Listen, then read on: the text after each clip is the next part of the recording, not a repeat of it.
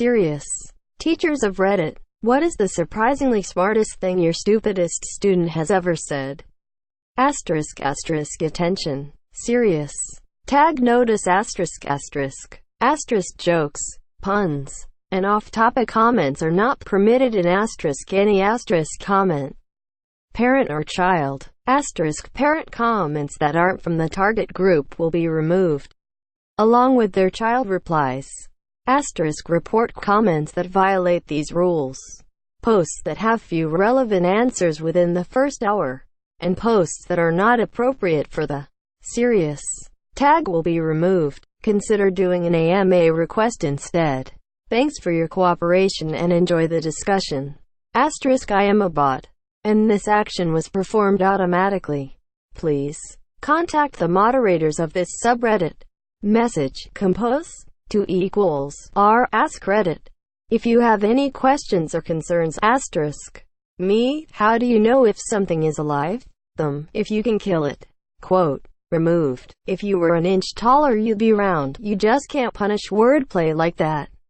As a student, I remember my teacher telling a story in grade 12 English about the only essay he thought deserved more than 100% on a provincial exam this year. The subject was being independent. This student seemed to be writing a totally off-topic and garbage essay. To start, he wrote it as if in a Quebec French accent. For those of you who don't know, the stereotypical accent puts H's where there aren't any and takes them away when they are supposed to be there. E.g. air instead of hair. Or instead of the, it will be da or da. Anyways, this essay was about a fisher who had died while on the ocean fishing. It was written from his point of view, watching his fiancée grieve over his death. She would constantly look at his picture in a pendant he gave her for their anniversary. Eventually she started dating again, and while melancholy, he was glad for her. He watched her life grow with this new man, and as he watched through the window and she looked at his picture again, he was happy for the new man. He was happy the man made her happy. But there was something he would always have that the man wouldn't. He would forever be independent. That whole however many word essay for a single pun. I couldn't believe it. TL. Dr. Guy had the balls to write an essay worth 30% of his grade, seemingly off-topic, ending in a pun, and aced it because the teacher had a sense of humor. Elementary school. I worked in the school admin office for a while. We had a cop come in to speak to the kids, basically to warn them on the dangers of strangers and random people speaking to them in the street. The cop was great and told the kids how they should always be careful and that some bad men might take them away from their mommies and daddies. One kid puts his hand up and asks the question, so what will happen if we go with one of these stranger men? Quote. The cop wasn't prepared for that question and just said how sad it would be and how his parents would miss him this year. A few days later a new buzzword was going around the school which phonetically sounded like pedophile. The kid had looked up online or spoke to someone and then told the other kids in schools about what pedophiles do. It scared the hell out of some of the kids, and the principal had to come to each class to calm the kids down. Used to teach chess to elementary level kids. Would run chess camp over the summer. 20 to 40 kids come in every day for a full school day, but every period is basically a chess class. Lasts a week. On the first day, I would tell kids they need to lose to get better, which is true in a game like chess. Especially in the beginning, I would tell them, you have to lose 50 games before you can improve in chess. Well, on about day 3, I'm walking from the field to the class and see one of my students, second grader, walking the other direction, and ask him offhand, how's chess going? Quote. And he responds, well, I've lost all of my games, so I guess I'm doing great. Quote. I was on lunch duty one day and a middle school boy jokingly said, Mr. Original Sanitizer, you wanna buy me an extra? I replied with, do I look like your daddy? Quote. He replied, straight-faced, I don't know. You might. I ain't never met him this year. I bought him an extra. In my second year of teaching, I had a little boy in my kindergarten class who was so funny and quirky and just totally matched to his own drum, monsieur. Unfortunately, his unique way of seeing the world didn't always work with our standardized curriculum, monsieur. When I did individual conferences each day, I'd spend about 5 minutes with each student chatting and checking their understanding of new concepts. And sometimes he would just floor me. For example, one conference was a few days after we started a plant unit. I was talking to him about plant structure, and I asked him to tell me about the different parts of the plant. He said, "The stem is the road. It's where all the stuff zooms up and down. And the leaves are the kitchen and make the food. And the roots are the straws that suck up the stuff in the ground. And the petals are the casino." I couldn't understand his petal analogy, so I asked him what he meant. He said, "It's like how the casino has the bright light sign.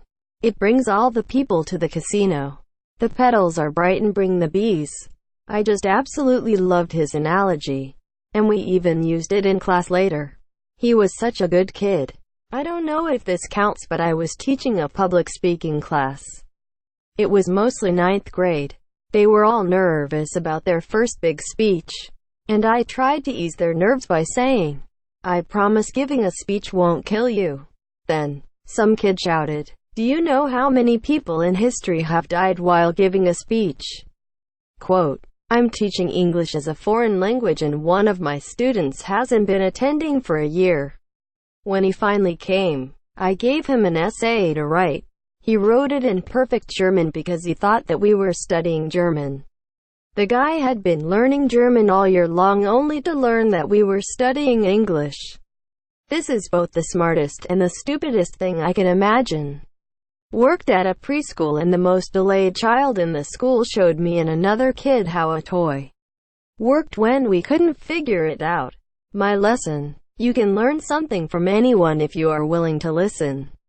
When I was teaching grade 5 a few years back, I had a student who really struggled academically and misbehaved a lot.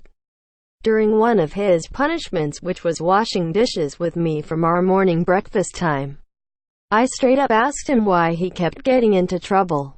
The boy admitting that he just knew that if he misbehaved he would get to spend time with me one-to-one, and we would talk about life and his hobbies and such.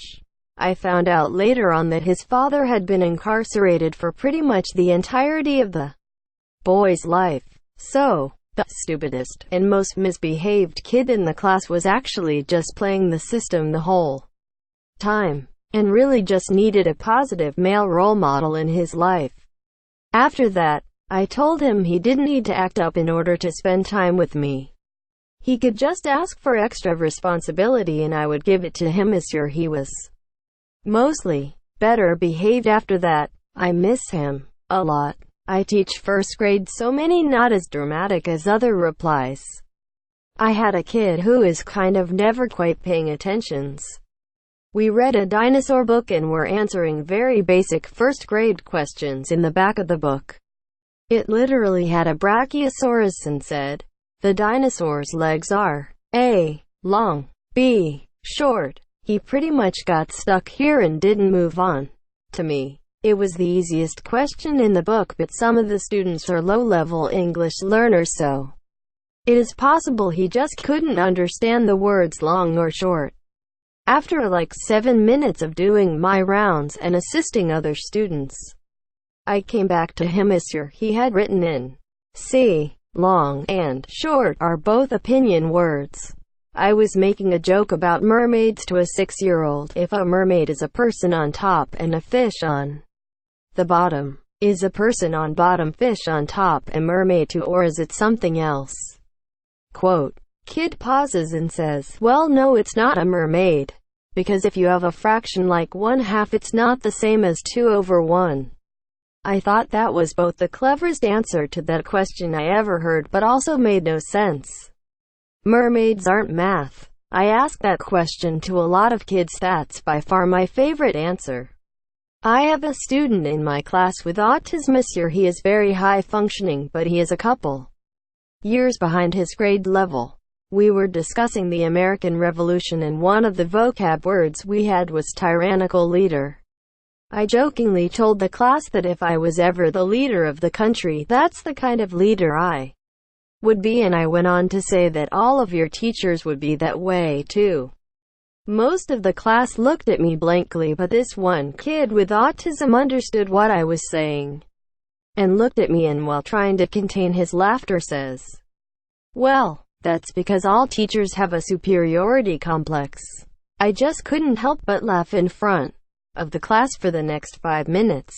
In a college music history class, we were discussing the differences in sound between a harpsichord from the High Baroque and today's grand piano. One student, who normally contributed little, said, "The reason the two instruments sound so different is because harpsichord strings are plucked by quills, whereas piano strings are struck by hammers, and you'd make different sounds, too, if plucked or struck." Quote, "When learning mythology, Mr. If centaurs have 2 arms and 4 legs, does that make them insects?" My favorite student of all time in my 9 years of teaching was a kid named Logan. Logan was this giant kid, tall as I was, 5'2", in the 5th grade, and massive. Logan also had an information processing learning disability. He processed information more slowly than most people.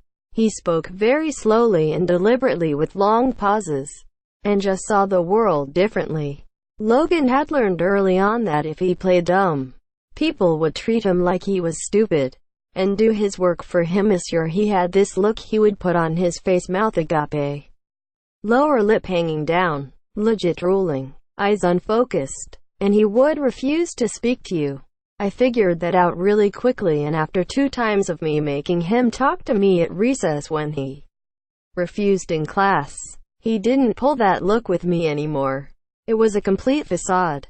Anyway, because of how Logan processed the world, he would spend his recess slowly walking the grounds and picking up anything interesting he found. He found things no one else would find: coins, sequins, a box of sewing machine spools, etc. And he'd bring them to us teachers if he didn't know what they were or just wanted to share them with us. So one day at recess, he comes up to me and the other teacher at recess duty with me, and he's holding a condom wrapper. He asks us what it is, and the other teacher quickly says, "Oh, Logan, that's just a candy wrapper for grown-ups. Here, let me take that," and throw it away. And Logan dead-ass looks us in the face and says, "Oh good, I thought it was a condom, and those shouldn't be out here on the playground," and then he turned and ambled off. His emotional intelligence was incredibly high. I had a student with autism in class, Tyler. Tiny little guy, super sweet, but would have occasional severe meltdowns. I will always have the image in my head of tiny little Tyler, mid-meltdown, swinging his arms at giant Logan and screaming, while Logan simply stood there and took it and gently patted him on the head. TL. "Doctor, I don't care if it's too long and no one reads it." Logan was one of the best people I've ever met in my life, and I have so many good memories of him. I hate the word in describing this kiddo. And it wasn't so much what she said, but did. She certainly wasn't stupid, but as an at-risk youth counselor I can say she was very low functioning. She went AWOL one night out of the blue. Not one staff saw her leave. Usually when this happens, kids go do dumb kid stuff like going to a park to drink and smoke. Teenage shit. Well, we didn't see her for 2 days. We finally got a phone call from a person who had taken her in 400 some miles away. When she got back to our facility, she had this nervous look, knowing I was gonna scold her. I didn't. I was fucking impressed. I asked her how she did it, and she said she kept hopping buses. I guess none of the drivers had the heart to kick her off. So there she went. I took a very big risk in the fact that I congratulated her on her journey. Her eyes lit up when I told her she had managed to travel farther than any kid that had ever gone AWOL. She never did it again and actually graduated the program with success. Still a booger. But I'll always remember that booger.